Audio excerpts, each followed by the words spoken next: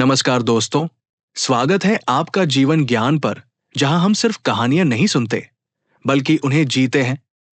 यहां हम उन पौराणिक और ऐतिहासिक प्रसंगों को आज की जिंदगी से जोड़ते हैं, जो हमें न सिर्फ प्रेरणा देते हैं बल्कि हमारी सोच को भी बदल देते हैं। एक ऐसी कथा जो आपको सोचने पर मजबूर कर देगी, क्या हम भी अपनी ही बनाई दुनिया में भगवान को भूल बैठे हैं? ब्रह्मा, सृष्टि के रचयिता, जिनकी कलम से समय की शुरुआत हुई, जिनकी कल्पना से चारों वेद जन्मे, जिनके विचारों से देव, असुर, मानव और इस समूची सृष्टि का अस्तित्व बना। पर एक समय ऐसा भी आया जब खुद ब्रह्मा को अपनी ही रचना पर अभिमान हो गया। वो सोचने लगे, मैं ही सबसे बड़ा हूं, मैं रचता हूं, सब मेरे ही बनाए हैं, देवता भी, मनुष्य भी, यहां तक कि नियम भी मेरे हैं। उनकी आंखों में अब निर्माण का आनंद नहीं बल्कि नियंत्रण का अभिमान था। एक दिन देवर्षि नारद आए, विनम्र होकर बोले, प्रणाम प्रभु, आपने तो संसार की अद्भुत रचना की है, लेकिन क्या आपने कभी सोचा कि आपकी रचना आपके ही विरुद्ध खड़ी हो सकती है? ब्रह्मा मुस्काए, नारद, तुम व्यर्थ की बातें करते हो। मैंने जो रचा है वो मेरा है, वो कैसे मुझे चुनौती देगा? नारद ने सिर झुकाया और कहा, तो फिर देखिएगा, समय आने पर रचना ही रचयिता से प्रश्न करेगी। ब्रह्मा हंसे, उन्हें विश्वास था कोई उन्हें चुनौती नहीं दे सकता।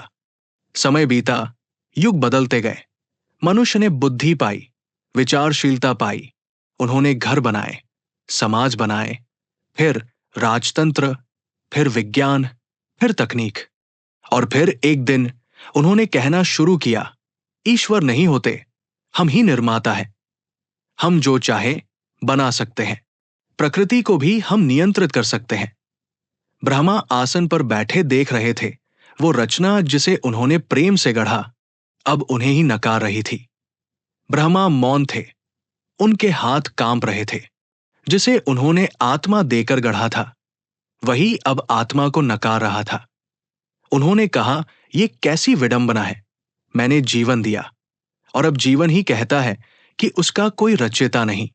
एक दिन चेतावनी का एहसास हुआ, भगवान शिव प्रकट हुए। ब्रह्मा बोले, क्या मैंने कोई भूल की है शिव?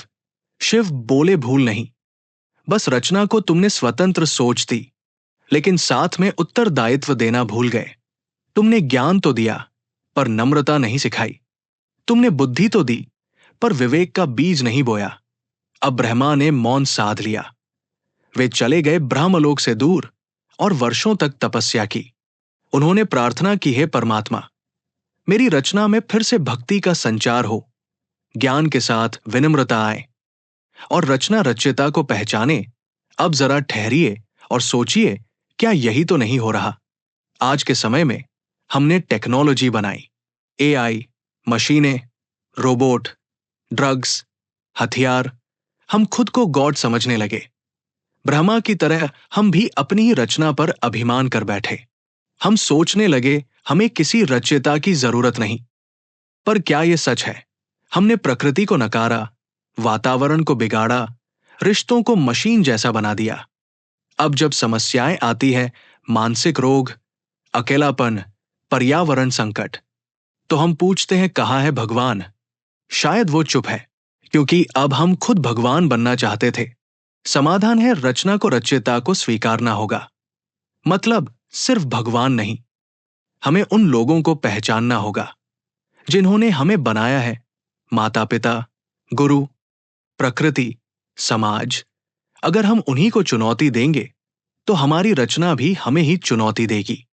जिस तरह बच्चे अगर अपने माता पिता का तिरस्कार करें तो उनका भविष्य भी अस्थिर हो जाता है। जब छात्र अपने गुरुओं को नीचा दिखाते हैं तो ज्ञान नहीं टिकता।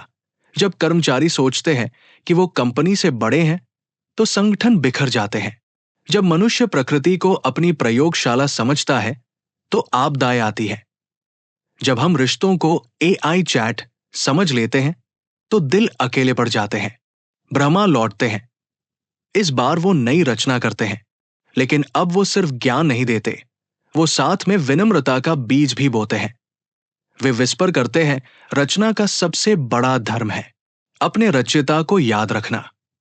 तो दोस्तों, अगर आपको ये कहानी पसंद आई तो लाइक करें, शेयर करें और कमेंट में जरूर बताएं, क्या आपने कभी अपनी ही रचना से टकराव महसूस किया है?